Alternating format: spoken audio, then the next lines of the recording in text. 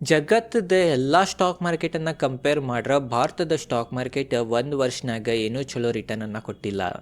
US market ಒಂದು ವರ್ಷನಾಗ ನೋಡ್ಬೋದು ನೀವು 17.5% ರಿಟರ್ನ್ ಕೊಟ್ಟೈತಿ. ಚೀನಾದ ಮಾರ್ಕೆಟ್ ಒಂದು ವರ್ಷನಾಗ 26%ಗಿಂತನೂ ಹೆಚ್ಚು ರಿಟರ್ನ್ ಕೊಟ್ಟೈತ್ರಿ. ಜರ್ಮನಿ ಮಾರ್ಕೆಟ್ 23%ಗಿಂತ ಹೆಚ್ಚು ರಿಟರ್ನ್ ಕೊಟ್ಟೈತಿ. ಜಪಾನದ ಮಾರ್ಕೆಟ್ನು 29% ರಿಟರ್ನ್ ಅನ್ನ ಕೊಟ್ಟೈತಿ.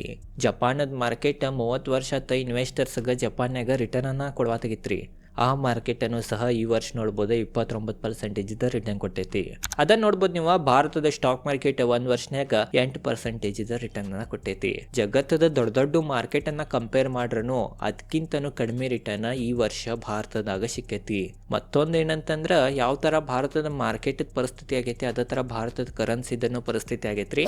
ಇವೆಲ್ಲ ದೇಶ ಹೇಳಿದ್ನಿ, ಅವೆಲ್ಲ ದೇಶದ ಕರೆನ್ಸಿಯನ್ನ ಕಂಪೇರ್ ಮಾಡ್ರೂ ಭಾರತದ ಕರೆನ್ಸಿ ಒಂದು ವರ್ಷನಾಗ ಬಹಳ ವೀಕ್ ಆಗೈತಿ. ಇದು ಒಂದು ಕಾರಣದಿಂದ ಮಾರ್ಕೆಟ್ ಪರಿಸ್ಥಿತಿ ಈ ತರ ಆಗತೈತೆ ಅಂತ ನಾವು ಅನ್ಬೋದ. ನೋಡ್ರಿ ವೀಕ್ಷಕರು, ಇಷ್ಟೆಲ್ಲ ಆಗಾಕ ಮೇನ್ ರೀಸನ್ ಏನಂತಂದ್ರ FIs ಸೆಲ್ಲಿಂಗ್. ಅದ ಕಾರಣ ಇವತ್ತಿನ ಈ ವಿಡಿಯೋನಾಗ ಯಾಕೆ ಫಾರಿನ್ ಇನ್ವೆಸ್ಟರ್ಸ್ ಭಾರತವನ್ನ ಬಿಟ್ಟು ಹೋಗತ್ತಾರ, ಖರೆ ಅಂದ್ರೆ ಇದ ಭಾರತವನ್ನ ಬಿಟ್ಟು ಹೋಗತ್ತಾರ ಅನ್ನೋ ಶಬ್ದ ಬಹಳ ಹಳೇದಾತ. ಈಗ ಹೊಸ ಶಬ್ದ ಏನಂತಂದ್ರೆ ಭಾರತವನ್ನ ಬಿಟ್ಟು ಹೋದ್ರೂ ಯಾಕೆ ಭಾರತದಾಗ ಮತ್ತೆ ವಾಪಸ್ ಬರವಾಳ್ರ, ಯಾಕೆ ಮರಳಿ ಬರವಾಳ್ರ FIs ಅಂತ ಅದ್ರ ಬಗ್ಗೆನೇ ಇವತ್ತಿನ ಈ ವಿಡಿಯೋನಾಗ ನಾವು ತಿಳ್ಕೊಳ್ಳೋಣ.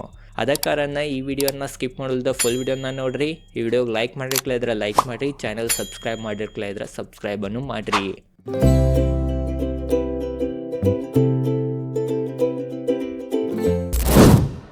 ನೋಡ್ಬೋದು ನಾವು FIs 10 ವರ್ಷದ ನಾವು ಪ್ಯಾಟರ್ನ್ ನೋಡ್ರೆ ನಮಗೇನು ಗೊತ್ತಾಗ್ತೈತೆ ಅಂತಂದ್ರೆ, ಮೊದಲ FIs ಯಾವುದೇ ವರ್ಷ ಸೆಲ್ ಮಾಡಿ ಹೋಗ್ತಿದ್ರ.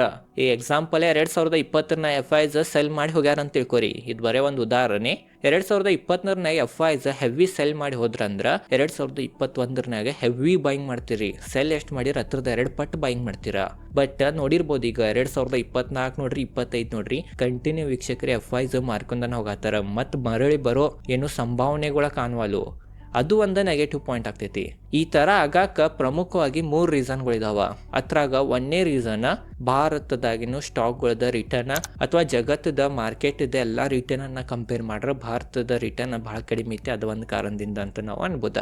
ಆಲ್ರೆಡಿ ವಿಡಿಯೋ ಸ್ಟಾರ್ಟ್ನಾಗ ನಾನು ತಿಳಿಸಿನಿ ಜಗತ್ತದ ಮಾರ್ಕೆಟ್ ಯಾವ ತರ ರಿಟರ್ನ್ ಕೊಡತ್ತವ, ಭಾರತದ ಮಾರ್ಕೆಟ್ ಎಷ್ಟು ರಿಟರ್ನ್ ಕೊಟ್ಟೈತಂತ. ಅದ ಕಾರಣ ಭಾರತದ ಮಾರ್ಕೆಟ್ ಬಹಳ ಕಡಿಮೆ ರಿಟರ್ನ್ ಕೊಡತೈತಿ ಜಗತ್ತದ ಎಲ್ಲಾ ಮಾರ್ಕೆಟ್ ಅನ್ನ ಕಂಪೇರ್ ಮಾಡ್ರ. ಆ ಒಂದು ಕಾರಣದಿಂದಾನೇ FIs ಈ ತರ ಭಾರತದ ಮಾರ್ಕೆಟ್ನಾಗ ಸೆಲ್ಲಿಂಗ್ ಮಾಡಿ ಹೋಗತ್ತಾರಂತ ನಾವು ಅನ್ಬೋದ. ಈ ತರ ಆಗಾಕ ಮೇನ್ ರೀಸನ್ ಏನಂತಂದ್ರ ಭಾರತದ ಸ್ಟಾಕ್ಗಳು ಎದಕ್ಕೆ ಏರ್ವಲ್ವ ಅನ್ನಕ ಒಂದೇ ಮೇನ್ ರೀಸನ್ 2019 ಈಗಿನ ತನಕ ಭಾರತದ ಮಾರ್ಕೆಟ್ಗಳು ಭಾಳ ರಿಟರ್ನ್ ಕೊಟ್ಟಾವ. ಅದ ಕಾರಣ ಈಗ 2-3 ವರ್ಷನಾಗ ಮಾರ್ಕೆಟ್ ಅಷ್ಟು ಚಲೋ ರಿಟರ್ನ್ ಕೊಡವತ್ತಂತ ನಾವು ಅನ್ಬೋದ. ಮತ್ತೊಂದು ಎಲ್ಲಕ್ಕಿಂತ ಇಂಪಾರ್ಟೆಂಟ್ ರೀಸನ್ ಏನಂತಂದ್ರ ಟೆಕ್ ಬೂಮ್. ಜಗತ್ನಾಗೆಲ್ಲ ಸೆಮಿ ಕಂಡಕ್ಟರ್ AI ಸ್ಟಾಕ್ಗಳು ಟೆಕ್ ಸ್ಟಾಕ್ಗಳು ಭಾಳ ರಿಟರ್ನ್ ಅನ್ನ ಕೊಡತ್ತವ, ಭಾಳ ಗ್ರೋತ್ ಫೇಸ್ನಾಗ ಇದಾವ. ಅದ ನೀವು ಭಾರತದಾಗ ನೋಡಿರ್ಬೋದ ಯಾವ AI ಕಂಪ್ನಿಗಳನ್ನ ಇಲ್ರಿ, ನಾವು ಬರೀ AI ಯೂಸ್ ಮಾಡೋರನ್ನ ಆಗೇವಿ. ಇದ್ರನು ಅವ ಈಗ ಕೆಲಸ ಮಾಡತ್ತವ, ಇನ್ನ ಬೆಳೆದಿಲ್ಲ ಒಂದು ಚಲೋ ಲೆವೆಲ್ ತಕ. ಅದ ಕಾರಣ ಚೀನಾನಾಗದ್ದು ಸೆಮಿ ಕಂಡಕ್ಟರ್ದು ದೊಡ್ಡ ದೊಡ್ಡ ಕಂಪ್ನಿಗಳು ಇದಾವ. ಮತ್ತು ಅಲ್ಲಿನೂ ನೋಡಿರ್ಬೋದು ನೀವು EV ಕಾರ್ಗಳ ಇದಂತ ಟೆಕ್ನಾಲಜಿ ಭಾಳ ಕಂಡು ಹಿಡಿಯತ್ತಾರ. ಭಾಳ ದೇಶನ ಬೆಳೆಸೋ ಸಂಬಂಧ ವೀಕ್ಷಕರ ಅಲ್ಲಿ ಸರ್ಕಾರ ಕೆಲಸ ಮಾಡತೈತಿ. ಅದೇ ಥರ US ಆಲ್ರೆಡಿ ಬೆಳೆದೈತಿ, ಈಗೇನು ಮತ್ತೆ ಬೆಳಿತೈತೆ ಅಂತ ಎಲ್ಲರಿಗೂ ಅನ್ಸಿತ್ತ. ಬಟ್ AI ಒಂದು ಕಾರಣದಿಂದ US ಗ್ರೋತ್ ಮತ್ತೆ ಸ್ಟಾರ್ಟ್ ಆಗೈತಿ. ಅಲ್ಲಿ ಸ್ಟಾಕ್ ಮಾರ್ಕೆಟ್ ಮತ್ತೆ ರಿಟರ್ನ್ ಚಲೋ ಕೊಡಾಕ ಸ್ಟಾರ್ಟ್ ಮಾಡಿದಾವ.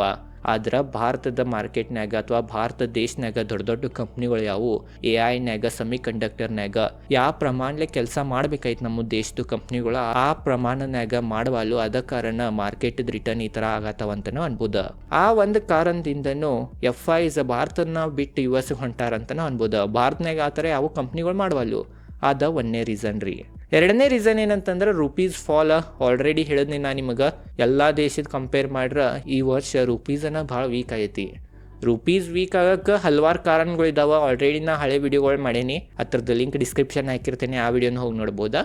ಬಟ್ ಸರಳವಾಗಿ ಕ್ವಿಕ್ಕಾಗಿ ತಿಳ್ಕೊಬೇಕಂದ್ರೆ ರುಪೀಸ್ ಯಾಕೆ ಮೇನ್ ಬೆಳತೈತೆ ಅನ್ನೋಕೆ ಮೇನ್ ರೀಸನ್ ಏನಂತಂದ್ರೆ ಭಾರತ ಎಕ್ಸ್ಪೋರ್ಟ್ ಹೆಚ್ಚು ಮಾಡೋಕ್ಕಿಂತ ಇಂಪೋರ್ಟ್ ಭಾಳ ಮಾಡ್ಕೊಳತೈತಿ. ಆದ ಕಾರಣ ನಮ್ಮ ಯಾವ ವಸ್ತುಗಳು ನಾವು ಬೇರೆ ದೇಶಿಗೆ ಎಕ್ಸ್ಪೋರ್ಟನ್ನು ಮಾಡವಲ್ಲು.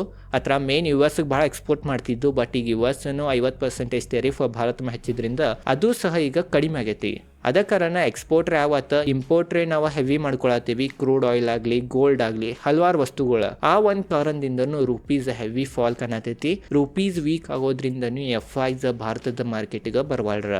ಮತ್ತು ಮೂರನೇದ ಲಾಸ್ಟ್ ರೀಸನ್ ಏನಂತಂದ್ರೆ ನಮ್ಮ ದೇಶದ ಟ್ಯಾಕ್ಸ್ ಸಿಸ್ಟಮ್. ನಮ್ಮ ದೇಶನಾಗ ಸ್ಟಾಕ್ ಮಾರ್ಕೆಟ್ನಾಗ ಹೂಡಿಕೆ ಮಾಡಿದ ರೊಕ್ಕನ ನಾವು ತಕೊಂಡ್ರೆ LTCG ಮತ್ತು STCG ಅಂತ ಟ್ಯಾಕ್ಸ್ ಹತ್ತೈತಿ. Long term capital gain tax ಮತ್ತು short term capital gain tax. Already ನಾನು ನಿಮಗೆ ಹಿಂದಿನ ವಿಡಿಯೋಗಳನ್ನಾಗೂ ತಿಳಿಸೇನೆ ಈ ಟ್ಯಾಕ್ಸಿದ ಬಗ್ಗೆ ಡೀಟೇಲ್ದಾಗ.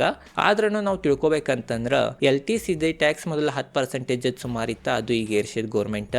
ಮತ್ತು STCGನೂ ನಿಮಗೆ ಗುರ್ತನೇ ಇರ್ಬೋದು, ಅದು ಕಡಿಮೆ ಇತ್ತು, ಅದು ಸಹ ಈಗ ಸರ್ಕಾರ ಏರ್ಸೈತಿ. ಚೀನಾ ಅಂತ ದೇಶಗಳ್ನಾಗ, ತೈವಾನ್ ಅಂತ ದೇಶಗಳ್ನಾಗ ಏನು ಬೆಳೆಯತ್ತವ ದೇಶಗಳ ಭಾಳ ಹೂಡಿಕೆ, ಭಾಳ ಫಾರಿನ್ ಇನ್ವೆಸ್ಟ್ಮೆಂಟ್ ಆ ದೇಶಗಳ್ನಾಗ ಬರತ್ತವ. ಅಲ್ಲಿ LTCG long term capital gain tax ಆಗಲಿ short term capital gain tax ಆಗಲಿ ಅವೇನು ಇಲ್ಲನ ರೀ.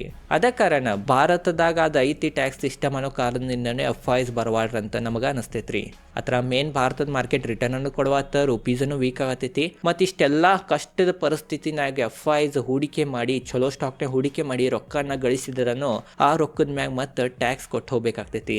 ಆ ಒಂದು ಕಾರಣದಿಂದ ಅವಂಗ ಚೀನಾದ ಮಾರ್ಕೆಟ್, ತೈವಾನ್ ಮಾರ್ಕೆಟ್ ಅವೆಲ್ಲ ಮಾರ್ಕೆಟ್ಗಳು ವೀಕ್ಷಕರೇ ಭಾಳ ಚಲೋ ಅನ್ಸತ್ತವ. ಅದು ಕಾರಣದಿಂದ ಈ ಥರ FIs ಮಾರ್ಕೊಂಡು ಹೋಗತ್ತಾರ ಭಾರತದ ಮಾರ್ಕೆಟ್ನಾಗ ಅಂತ ನನಗನ್ನಿಸ್ತೈತಿ. ಇವ ಪ್ರಮುಖವಾಗಿ 3 ಕಾರಣಗಳಿದ್ದಾವ ಸದ್ಯ ನಮ್ಮ ಭಾರತದ ಮಾರ್ಕೆಟ್ ಈ ಥರ ಪರ್ಫಾರ್ಮ ಮಾಡಕ್ಕೆ. ಅದರ ಸರ್ಕಾರ ಈಗ ಯಾವ ಥರ ಆ್ಯಕ್ಷನ್ ತೋತೈತಂತ ನಾವು ನೋಡ್ಬೇಕಾ. ಏನು ಟೆರಿಫ್ ಹತ್ತೈತೆ ಭಾರತ ಮ್ಯಾಗ 50% ಇದ್ದ US ರಷ್ಯಾದಿಂದ ಆಯಿಲ್ ತೊಗೋತೇವೆ ಅನ್ನೋ ಕಾರಣದಿಂದ.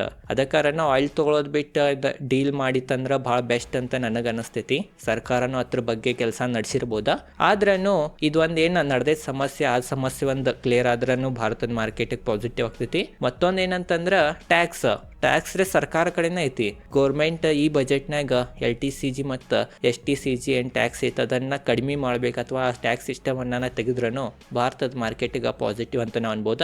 ಟ್ಯಾಕ್ಸ್ ಸಿಸ್ಟಮ್ರೇ ನಮ್ಮ ಸರ್ಕಾರದ ಕೈಯಾಗನೇ ಐತಿ. ಅದು ಯಾವಾಗ ಬೇಕಾವಾಗ ಆ್ಯಕ್ಷನ್ ತೊಗೋಬೋದು ಅವ್ರು. ಅದು ತೊಗೋತಾರೋ ಇಲ್ಲೋ ಅಂತ ಅದ್ರ ಮ್ಯಾಗ ನಮ್ದು ಕಣ್ಣು ಇರ್ಬೇಕಾ. ಮತ್ತೊಂದು ರುಪೀಸ್ ವೀಕ್ ಆಗೋದ್ರಿಂದ ತಡೆಯೋದು ಭಾಳ ಕಠಿಣ ಐತಿ. ಎದಕ್ಕೆ ಕಠಿಣ ಐತೆ ಅಂತಂದ್ರೆ ನಾವು ಎಕ್ಸ್ಪೋರ್ಟ್ಗಿಂತ ಹೆಚ್ಚು ಇಂಪೋರ್ಟ್ ಮಾಡ್ಕೋತೀವಿ. ಇಂಪೋರ್ಟ್ ಮಾಡೋ ಹಿಂದನೂ ನಮ್ಮದು ಪ್ರಮುಖ ಕಾರಣಗಳಿದ್ದಾವೆ. ನಾವೇನು ಬೇಕಂತಲೇ ಇಂಪೋರ್ಟ್ ಮಾಡ್ಕೊಳಂಗಿಲ್ಲ. ಏನು ಅವಶ್ಯಕತೆ ಇರೋ ವಸ್ತುಗಳಿದ್ದಾವೆ, ಕ್ರೂಡ್ ಆಯಿಲ್ ಆಗಲಿ ಗೋಲ್ಡ್ ಆಗಲಿ ಭಾರತನಾಗ ಸಿಗಂಗಿಲ್ಲ. ಅದ ಕಾರಣ ನಾವು ತರಿಸನ ಬೇಕಾಗ್ತೈತಿ.